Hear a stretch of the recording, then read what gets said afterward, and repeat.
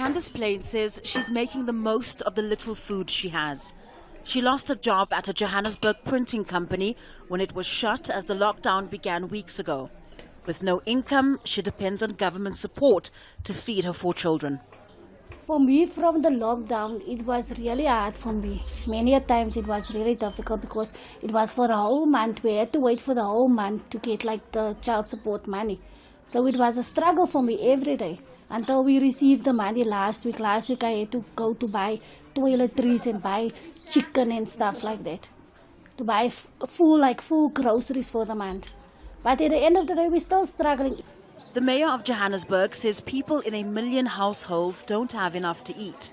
The national government in Pretoria has increased the child support grant, and it's created a special grant of $20 a month to help workers who've lost their jobs survive the lockdown. Government leaders say they're spending the equivalent of almost $3 billion on the unemployed and the poor. But even before the lockdown, 45% of Johannesburg's 5.5 million people lived in poverty. To make the crisis even worse, many workers have lost their jobs since the lockdown began. The government says it's handing out food parcels to about 2,000 homes every day, but it's simply not enough. Organizations like this one are trying to help fill the gap by handing out 2 cooked meals every day. Nuran Gain has run this food charity for 7 years, but says she can barely keep up since the lockdown began. When I've started the feeding, we started with about 150, and it's turned over in a matter of a week after the lockdown to almost 400 to 500 per day.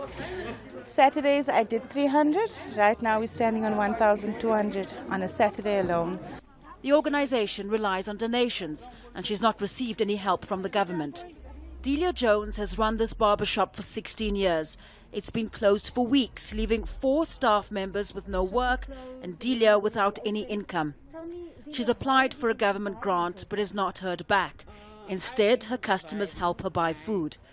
With an economy largely stalled and no clear indication of when the lockdown will end, many are relying on handouts to survive. Famida Miller, Al Jazeera, Johannesburg.